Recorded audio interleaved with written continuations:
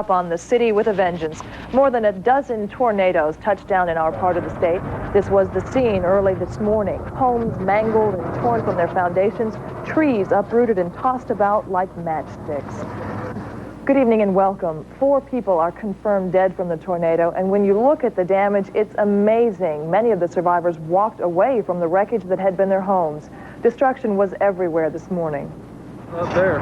It only took minutes to wreak this kind of havoc on North Raleigh. With no warning, no one had time to prepare for the tornadoes. And just look at the destruction. Pieces of people's lives scattered everywhere. Most just felt lucky to be alive. I just came right through our apartment, but we woke up and heard it coming, so me and my roommate just grabbed each other and we just went flying around. Everything came down on us, but we dug out, so we were lucky we were on top, you know, so we didn't have too much on top of us. One of the places hardest hit was the Kmart off Highway 70. 4 employees were inside when the tornado hit. 3 made it out soon after. I was walking toward the back of the store, and I heard something coming. I heard a lightning, and I got scared of lightning anyways. And I got toward the back of the store, and I heard a boom, and I heard a crash toward the front of the store, the windows, and I knew I couldn't make it to the back of the store. I started running, but I knew I wouldn't make it, so I got to the toys and I ducked under, and that's when everything started falling. The last worker was pulled from the wreckage a short time later. He suffered a broken leg. Now the heartache sets in as people start the slow process of cleaning up. Fortunately, neighbors are pitching in, and the Red Cross has set up emergency shelters for people left homeless by the tornadoes. Those rescue efforts are continuing throughout this evening and overnight. The dead include 2 Raleigh children, 8-year-old Janet Barnes and 14-year-old Pete Fulgham. The other 2 deaths occurred in Nash County. Leroy and Mary Alston were found locked in each other's arms inside their mobile home. As we said, one of the hardest hit areas was the Town Ridge Shopping Center off of Highway 70. The Kmart, which stood there, no longer exists. Bill Leslie is at that location. Bill, we cannot believe the destruction we can see behind you. Oh, it's incredible. I mean, you're looking at the lingerie section of the Kmart store here, which was totally wiped out by this storm, with the exception of a few gardening supplies and some automotive supplies. Everything was pretty much wiped out. Let's talk about the path of the storm. The tornado that struck North Raleigh bounced around kind of like a pogo stick early this morning, but when it did come down, it dealt a crushing blow to whatever was beneath it. At 1:15 this morning, the twister made a nosedive here for the Kmart at the Town Ridge Shopping Center. The storm also ripped through several apartments in the area and struck Highway 70 and Pleasant Valley Road. The storm also carved a path up to Lead Mine and Lynn Roads north of Kmart. Another area hard hit was the Summerfield North area. From there, the storms veered east and northeast, striking Nash, Halifax, Northampton, Franklin, Dare, and Pamlico County. So it really did do some terrible damage. Now you can see behind me here some of the devastation here at the Kmart. Police earlier today made several arrests for looting, and they're keeping security very tight here tonight. Many of the people who live in this area around Kmart are without power tonight. The last word we had from Carolina Power and Light was that 2,500 people were without power. And if you'll excuse me, I'll get a little information in front of me here. Carolina Power and Light Company crews told us that they'll have extra crews working on through the night trying to restore power to the area. Some people in this area, though, may be without electricity until tomorrow, and it's going to be a very cold night. CP&L officials say there is so much damage in some neighborhoods that some of the entire systems will have to be rebuilt from scratch. In Franklin County, the latest word is that 400 people are without power tonight. 20,000 CP&L customers at one time or another today were without power following this devastating storm that roared through here beginning about 1:15 this morning. Donna. Bill, you were here in '84 when another devastating storm ripped through. How does this compare? Well, in terms of casualties, it doesn't compare. 44 people died in 1984. More than 800 were injured. Here, 4 people die, perhaps more than 150 injured. The storms were not as great this morning, not as powerful, not as immense or as vast as the storms in 1984. But there was one thing that's very interesting. This storm that came this morning came without any warning at all. The barometric pressure suddenly took a nosedive. Back in 1984, I can remember Greg Fishel warning people up to 36 hours in advance of the storms that we could be in for some rough weather. no warning this time at all, Donna. Bill, and that is something that we'd like to touch on right now if we can. The question, of course, on all of our minds, how that storm managed to hit with so little warning. And Greg Fishel once more joins us now to explore that question and to shed a little light on the forecast coming up. Greg?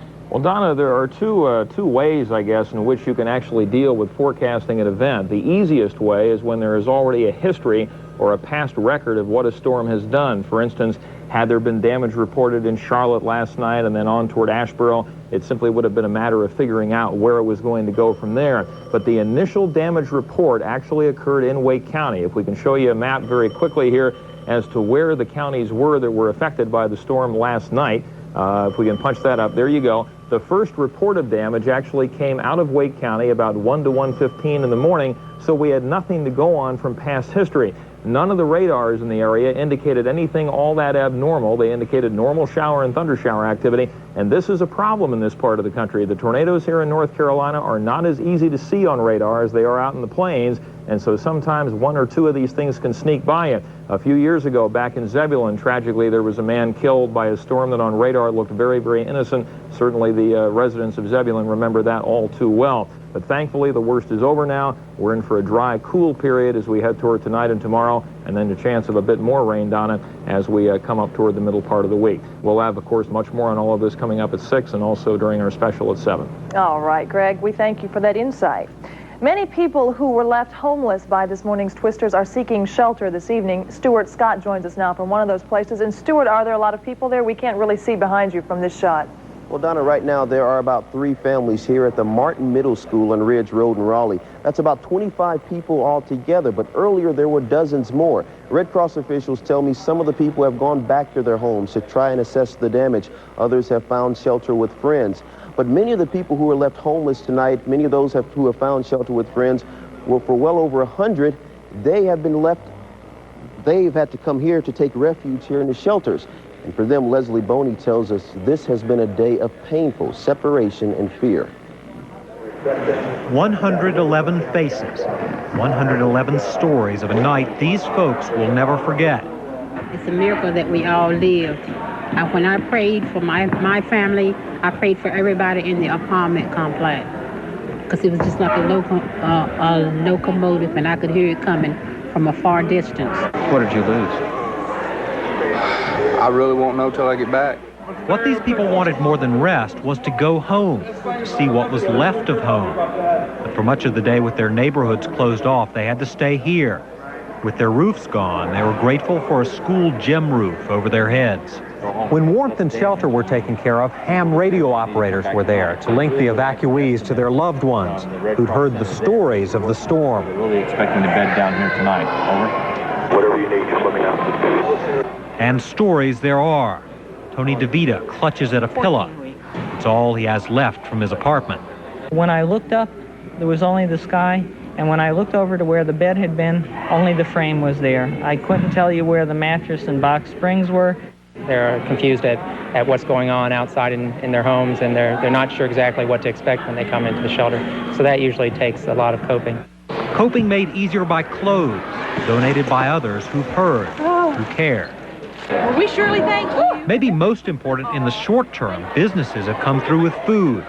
Not home cooked, but the closest to home any of these folks would get on this day. I know this is a special day to be thankful. Leslie Boney, WRAL TV News, Raleigh. Now, the Red Cross is providing warmth, shelter here, mattresses, bedding, food. There are even games for children to play, and there's even a nursing staff here if anyone gets sick. The Red Cross officials tell me they're going to be here as long as anyone needs their service. Donna? I'm sure we all appreciate that too, Stuart.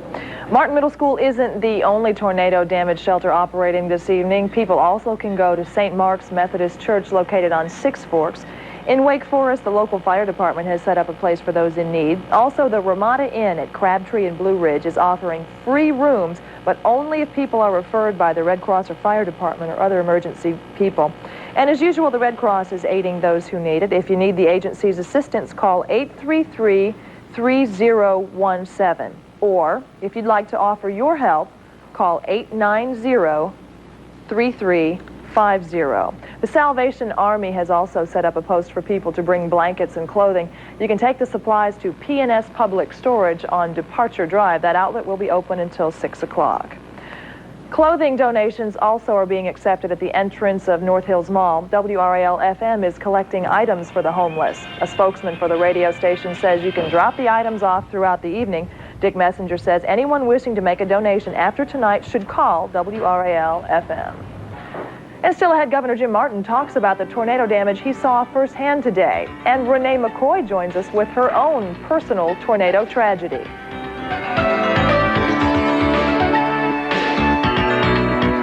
One of WRAL's own is experiencing this tragedy firsthand. Renee McCoy's home in North Raleigh was damaged, and she joins us now. Renee, this passed right over my house in Cary, yet it touched down in yours. How are you making out? We saw your husband a little earlier. You guys cleaning up? That's exactly what we're doing right now. My husband Tony's over here with a couple 2x4s. This is actually a part of the roof. This actually caved in, and this branch of pine is the culprit. Not this branch, it was the entire tree. About a 50-foot tall tree just caved in through our ceiling. It happened just as the tornado was going past. We've got a gaping hole, as you can see there, Donna. It's going to take a while to get things cleaned up, and it's taken us a while just to try and get things acclimated. My husband just put up some weather stripping and some ceiling at the top. What'd you do with that? Well, basically, we try to cover the hole up and keep the water from coming in if it started to rain again. As you can see, we got a lot of insulation and wood and you name it right in our dining room. So, Donna, this is how we're trying to make out. We won't be able to stay here tonight. We can see straight to the sky through the opening in the ceiling, and, of course, the cold wind is blowing in, so we're going to have to find another place to stay tonight. Well, you're welcome at my house. You guys are insured. How much damage? Yes, we are insured. We're not sure of the damage yet. We're going to try and find out as soon as we can to at least start some of the repairs. Okay, Renee, we wish you luck, and the offer still stands. Thanks. When the 5:30 News continues, we'll talk with the governor about the tornado damage.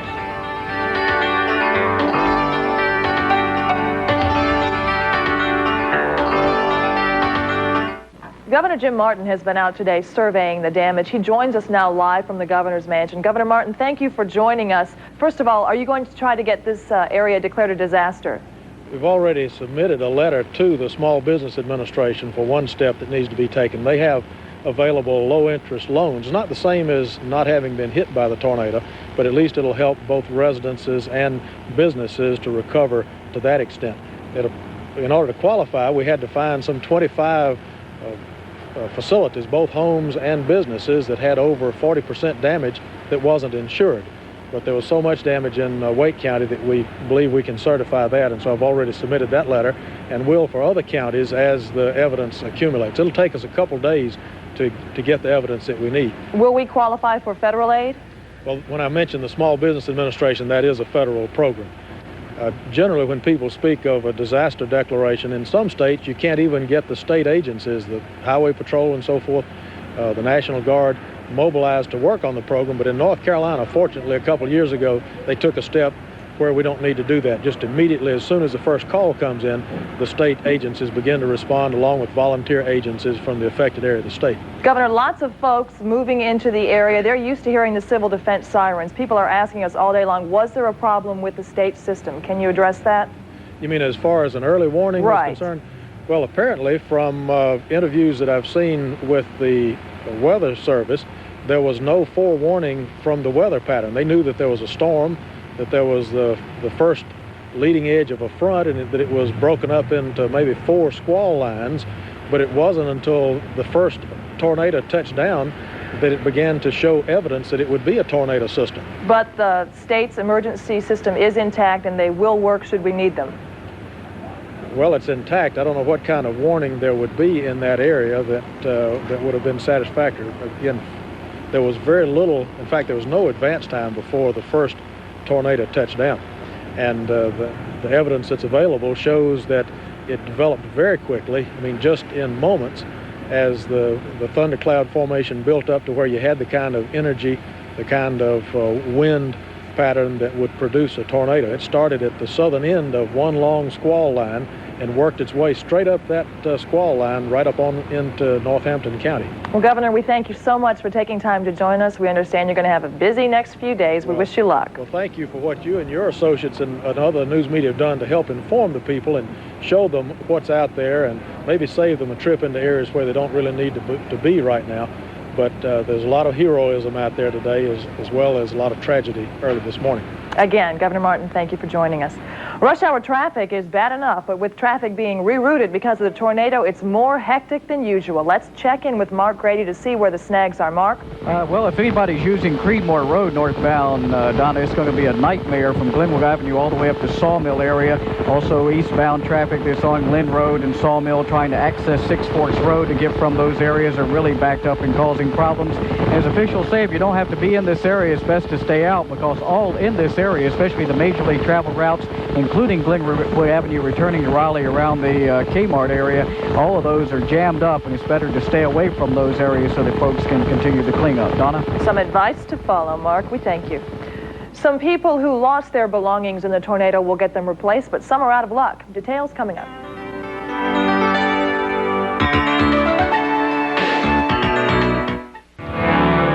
This morning's tornadoes destroyed homes, businesses, killed 4, injured many. Now the process of rebuilding begins. How have people been affected? I'm just lucky to be alive. As part of WRAL TV's continuing coverage of the disaster, we will present a WRAL TV News special report at 7 o'clock tonight. Never in my life. There are many stories to tell. Join us for The Wake of the Tornado, tonight at 7 on WRAL TV.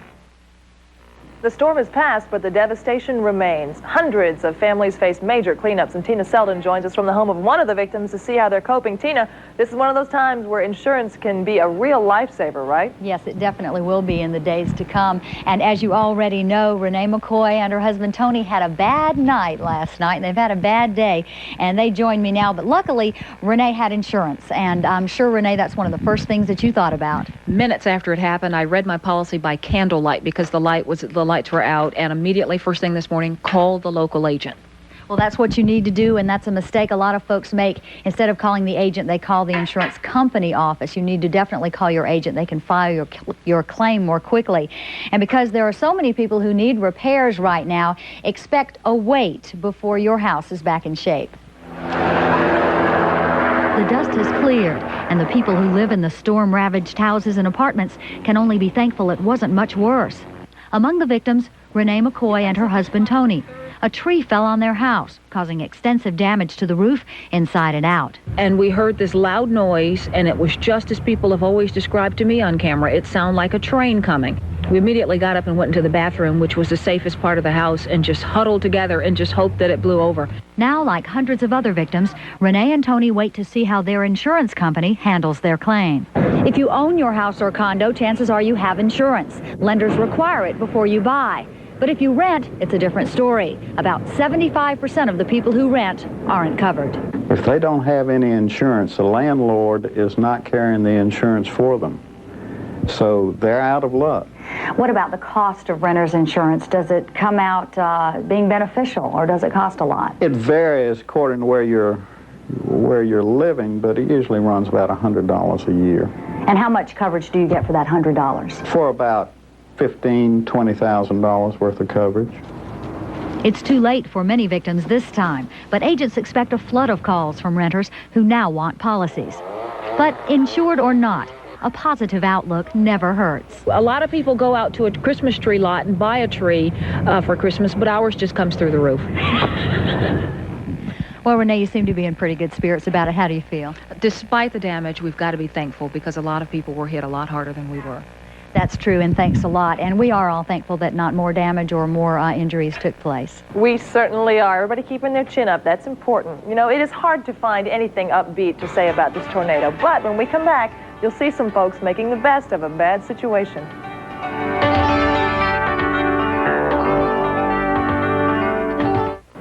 When a tragedy like this morning's tornado strikes, the losses are hard to calculate. But sometimes, in the midst of the chaos, something special happens. Communities bond together. People look out for each other. Dennis Edwards shows us that's what happened in at least one North Raleigh neighborhood. This kind of tragedy seems to bring out the best in people. Darling, are you okay? Can you move? Okay. These men rescued a woman trapped behind a chimney. They are her neighbors in North Raleigh's Hampton Oak subdivision, attempting a rescue with their bare hands. Ted Spengler doesn't have much left. He lost most of his house and a new car. But he didn't have to face his losses alone. His neighbors were there. They've been walking the streets, checking on people, helping the rescue folks, helping the police around here, and everybody's been checking up, and it's been a real good neighborhood.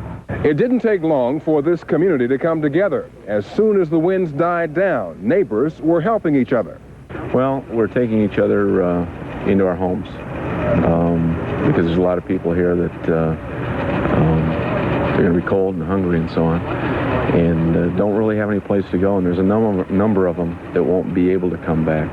Most people here aren't worried because insurance will pay for most of the damages. But in a strange way, this community has gained something special from this tragedy. A lot of us don't know each other. We don't know our next-door neighbors and so on. This morning, a lot of us know each other. Come together. People that you just kind of waved at going down the street, now you know them. Dennis Edwards, 531st News. It is nice to know you have folks you can depend on here. That's the 531st News for this Monday. Thanks so much for watching. We have more coverage for you on today's tornado destruction up next, and WRAL TV will bring you a special report tonight at 7. Have a good evening, and we'll see you tomorrow.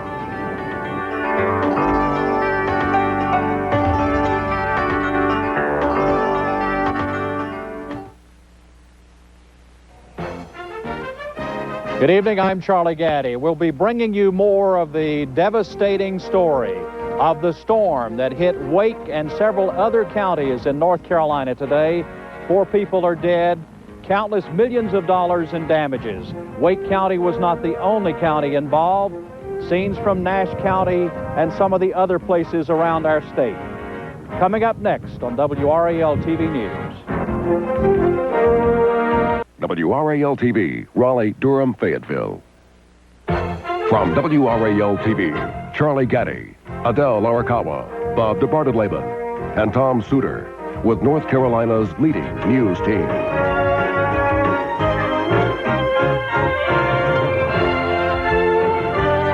This is WRAL-TV News. There was so much lightning, it was almost like daytime out here, and I could actually see it come through the clouds. It's like a steamroller coming through, and it sounded like about 100 freight trains at one time. Nah, don't worry about it. I'll get back a little bit with the camera. Get back a little bit. Get orders already? A man on here. Pop the steamer. Pop lane. Get that blanket covered.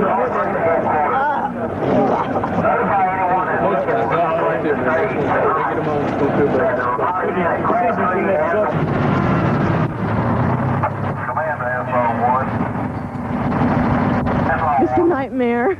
It's a nightmare and a miracle that we're alive. Yes. But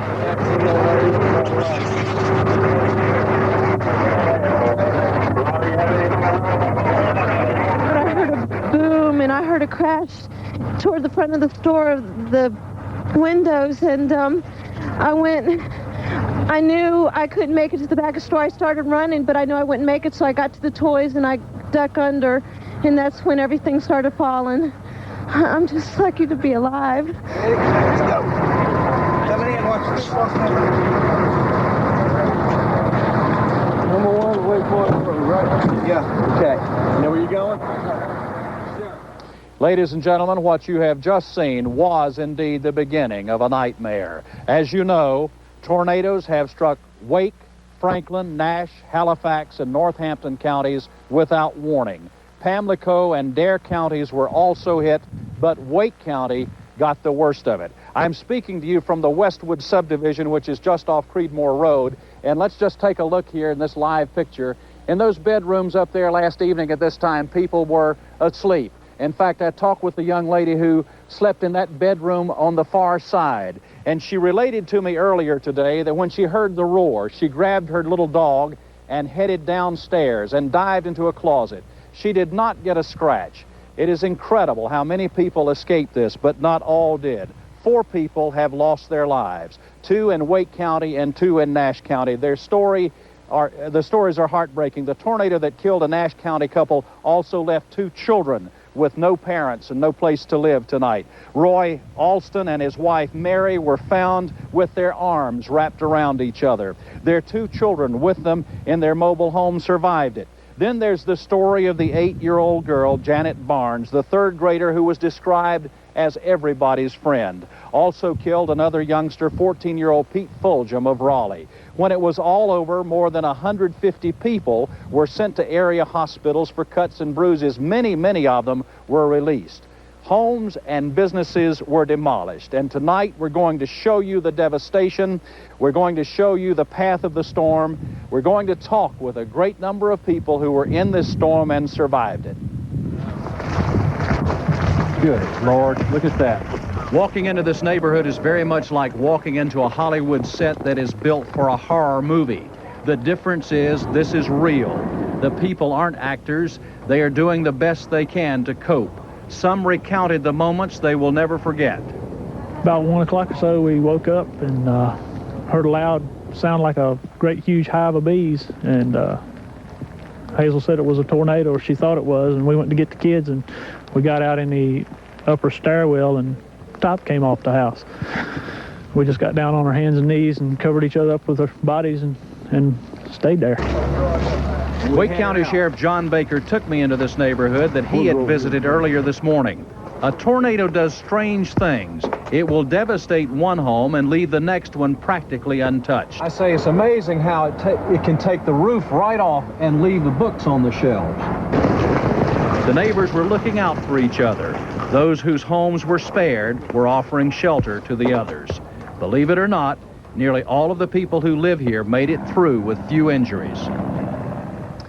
Not far from where I'm standing now is an apartment complex called Cooper's Pond Apartments. It's located just off Highway 70, in fact, in that direction. Carol Sparge was there today and talked with a number of people who say they're lucky to be alive tonight.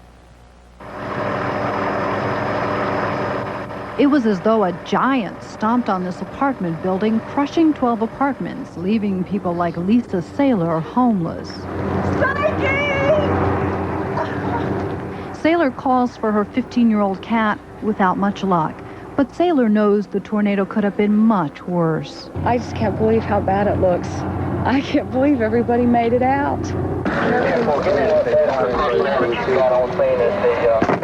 The tornado hit the Cooper's Pond Apartments at the worst time. 1 in the morning, most people were asleep. Teddy Coutreau's crawled to safety wearing only a towel. Here's my mom. I know she's freaking out.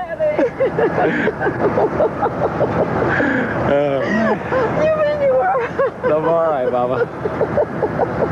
There's my partner right over there. I'm all right. I'm alive. Residents say one bright spot in all of this was that the approaching tornado was so loud that many of the residents heard it and had time to get out safely. Amazingly, only 3 residents are injured, no one seriously. But emotionally, it's something people here won't forget. Because I saw all this debris and all this stuff coming towards me, so it was devastating. And as if it's not enough to lose your home, the tornado damaged 50 cars, snapping a lamppost like a toothpick. And all day long, people look on in disbelief, wondering how anyone could survive a building toppling on them. Most agree it had to be a miracle. Carol Sparge, WRAL TV News, Raleigh. As we said, Wake County got the worst of it, but when that storm left here, it skipped over to Franklin, Nash, and Halifax County. And Nina Schlossberg was there today and learned of more personal stories.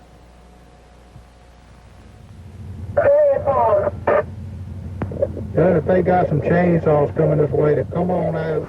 It is 3 a.m. and members of the Enfield Rescue Squad attempt to cut their way through downed power lines and tumbled lumber to Beaver Dam. In Ida, a cloud-draped sun eases over the general store, a community refuge. Its light brings the nightmares of the dark to life. The tornado just went through, And I was sitting in there just rocking. Didn't hurt my dog, though. No, I just heard this loud noise like something rolling. Moments later, Patricia Bailey saw glass burst from the window, heading into her children's room. Where it went in at my baby's room, yes, that is terrifying. If my kids were there, I would not have any kids.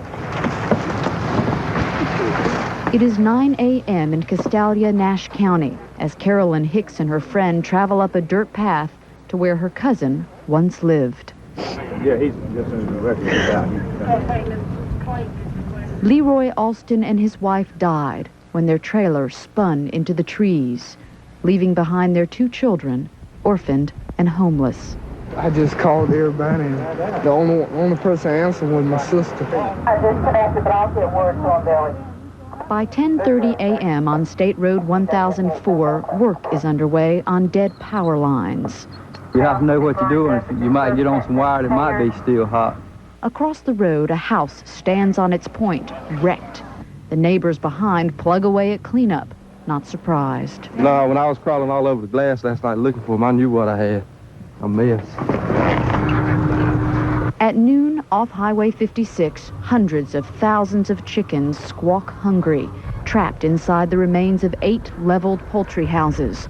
The mangled tin, a sign of destruction few can comprehend. I heard the wind just before it happened, but I didn't really pay it no mind. Nina Schlossberg, WRAL-TV News, Nash and Halifax counties. Well, it's getting cold out here now, and as you probably have surmised by this time, there are hundreds of people who have no place to go. However, shelters are being provided for them. In Raleigh, one of those places is Martin Middle School. Let's go there now for a live report, and Stuart Scott. Stuart, what can you tell us? Well, Charlie, like you said, in the wake of a disaster like this, there are a few bright spots. One of them are shelters that the Red Cross provides. Now, all day today, folks have been coming here to the Martin Middle School. They've been coming for warmth, for shelter. Domino's Pizza has provided food. A&P Food Stores has also provided food. All the children here, they are playing games at all places around. As you can see behind me, some of the parents are resting on mattresses and bedding and pillows, a little makeshift beds that are being provided as long as anyone needs it. Now, I'll tell you this much, this is not a first-rate hotel accommodation. But earlier today, I was in an apartment where the entire roof and 2 walls had been blown completely off an apartment. It was like I was standing outside, and I was actually right in the middle of what used to be someone's living room. So as you can imagine, folks here are lucky to have a roof over their heads tonight. Now, this isn't the only place that shelter is being provided. Aside from Martin School, St. Mark's Methodist Church on 6 Forks Road is another place where shelter is being provided. And for the folks in Wake Forest who need it, the fire department there also has a shelter. So, Charlie, there is help available. Some citizens have even come by here with no one asking, bringing food, bringing blankets, bringing anything that they can. It's one big, huge help effort. Charlie? WRAL and the American Red Cross are urging those who need help to call this number, 833-3017. Again, the number is 833-3017 if you need help. Nearly 2,000 Carolina Power and Light customers in the Raleigh area are without electricity. A spokesperson for the company said power to some of the homes may be restored as early as 8 o'clock tonight. CP&L says each home has to be inspected by city building inspectors before power is supplied to a damaged home, and of course they're worried about fire. One of the biggest problems is getting to the homes that are the most heavily damaged. A CP&L spokesperson also said that they will be working throughout the night. We have seen them out here. They've been on the job all the way through. A quick check in several other counties shows about 400 people in Franklin without power tonight, and about 200 people in Nash County are without power. You know, it's hard to believe that in a situation like this that someone would want to take advantage of it. But believe it or not, tonight, Bill Leslie tells us that the law enforcement people are worried about looters. Bill is standing by with a live report now from the Town Ridge Shopping Center, where the Kmart and a number of businesses have been leveled. Bill? Charlie, this is a looter's paradise here at Kmart, as you can see behind me here. It was literally ripped apart by the storm that came here through here about 1:15 this morning. You can see some of the merchandise strewn about, videotapes, coffee mugs over here. You've got makeup over here, all sorts of merchandise strewn about. Police say 2 men attempted to take some money from the store earlier today. They were in the rear of the store trying to take some money out. and more than 50 police officers are now on the scene trying to secure the area to make sure that no more looters try to get in.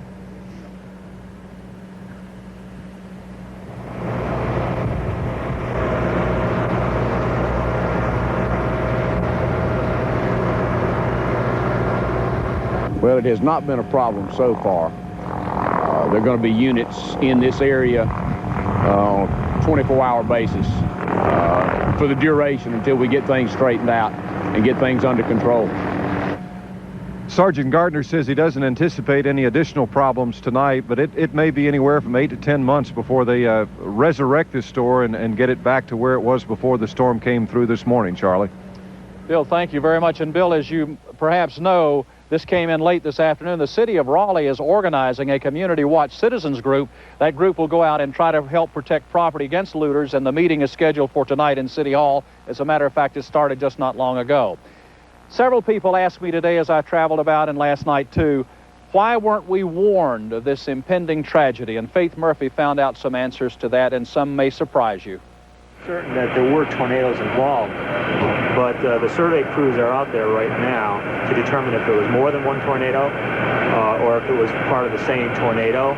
By the time the National Weather Service realized there was tornado activity in Raleigh, the damage had been done. Weather forecasters here had been following thunderstorms over the weekend. But we didn't anticipate anything as violent as what occurred during the night. Forecasters depend on radar systems across the state to locate such activity, but at the airport the radar system is out of service. Palacier says even if RDU radar was operational, it wouldn't have done much good. That's because he says the tornado activity here occurred directly overhead, and he says within a 10-mile radius, local radar is virtually useless. Because the radar beam reflects off the neighboring buildings and ground and trees, and so we have to rely on another radar for surveillance close in to our own radar. But no radar was able to detect the tornado in Raleigh until it hit. Afterwards, surrounding counties were warned it was coming. And I was notified that there'd already been impact in one or more areas of Wake County. This is a map of the civil defense and fire sirens that Donovan's office sets off during emergencies. But even if he had time to set them off, not very many people would have heard them. In the area of damage, there's only one, a fire siren, with a range of about 2,000 feet. Donovan admits the county needs wider range sirens to replace the post-World War II devices it now has. But with tornadoes coming less than every 4 years, it's not likely to happen soon. Faith Murphy, WRAL-TV News, Raleigh. Now, we have been told that free legal advice is available for victims of the tornadoes.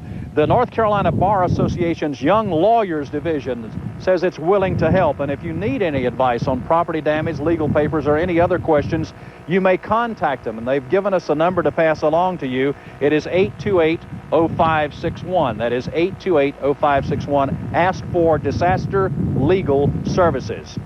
Well, we have more stories on the devastating storm coming up for you, and we're going to be checking in with Bob in the Weather Center in just a moment. Well, I'm not an expert on the weather, but I can tell you this, the temperature is really dropping out here, and Bob Debardelaben is an expert on the weather. He's been watching the weather patterns, and let's go to him now to see what's happening. Bob? Charlie, it is going to get colder. There's no doubt about it. The cold front has moved off the coast now, and there's quite chilly air moving in behind the storm system. Let's start out and look at an interesting statistic. 71 was the high, which occurred about midnight last night, and then the temperature bottomed out with the low so far at 46. But currently we're at 49 degrees, the humidity 42%, pressure going up from 2974. It is still rather breezy, westerly winds at 14, and some fluctuation in our lake levels with Carr and Gaston doing the rising. We move on to a couple of very interesting things now to show you, and one of them is our surface weather chart to show you that the front now is along the coast, and it is moving out, and we're starting to get some clearing. The one thing that all of this has taught us here in the Weather Center, and should teach everybody, that is as good as we think we are, Mother Nature can really play some very, very bad tricks on us at times. It is a science that we have not governed and conquered as yet. We're working on it, however. Another front will be due in here by midweek and could give us some scattered showers, and we put all of this into motion early this morning with all of the cloud cover, and it starts to move out right now. Gale warnings are up along the coast, a frost warning for the central and southern coastal area. It has snowed somewhat up around Avery, Ashe, and Watauga counties, about 1.5 inches, but that's about it. Here comes the other system trailing in behind us. So by Wednesday now, that frontal system will be starting to move into the mountains, not near as strong as what we had last night and early this morning, but apparently we might get a few scattered showers with it as the system moves across the state. Now, let's check our temperatures around North Carolina and show you that it is really starting to chill out. Look at Asheville, 34. We're at 49, 50 at Fayetteville, and just slightly warmer, a degree or so along the coast. And it is going to bottom out tonight under mostly clear skies. We'll see temperatures head on down into the 30s overnight, 26 degrees. Tomorrow morning, sunshine, and temperatures not doing much at all with the sun, because we're only looking for a high tomorrow of 50, partly cloudy with diminishing winds, down to 26 again tomorrow night. So a review of the 5-day forecast gives us some clouds tomorrow and Wednesday with that frontal. We don't show the rain up there, but we do anticipate it in on Wednesday night probably. Then clearing, again, cool air in here on Thursday and Friday. Saturday, just to show you that the holiday spirit is still with us, we'll have the big Christmas parade at Newton Grove, and I'll be down there. This is probably my 10th year. Hope everybody comes out. Our picture tonight is from Stacy Schmitz from Zebulon, a nice fall picture with the kids playing in the leaves. Okay, Charlie, we'll be back with more news and lots of other things right after this message.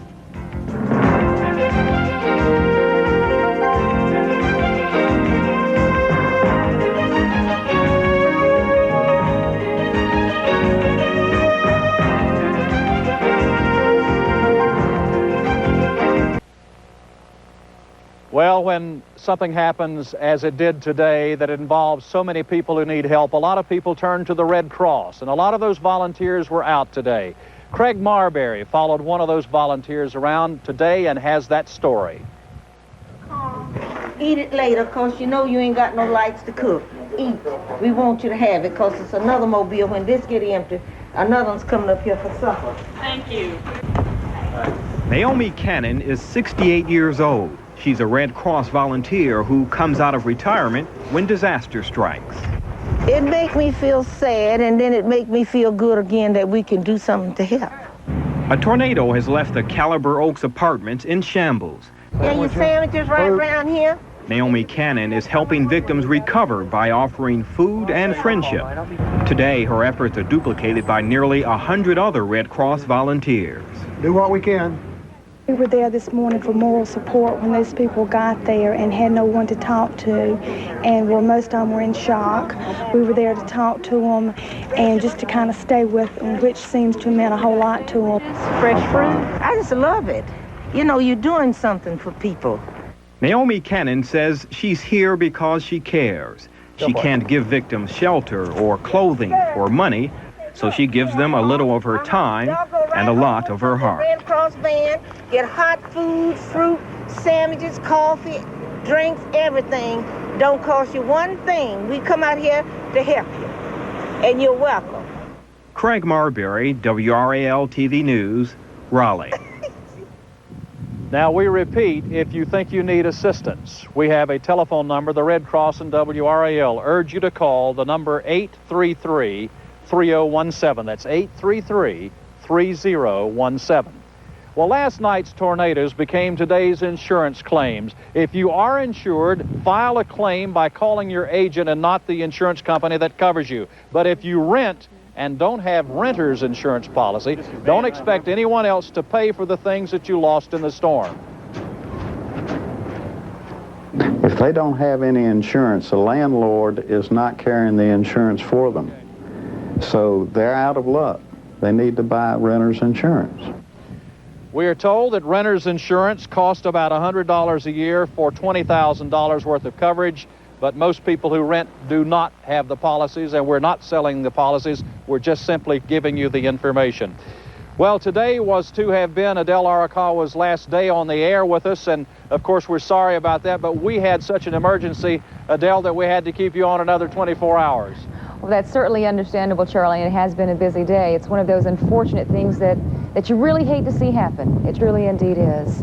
But we're going to turn to sports now and Bob Holliday and find out what's going on there. Dale, it's the first busy week of college basketball. We'll talk about State, Duke, and Carolina when we come back.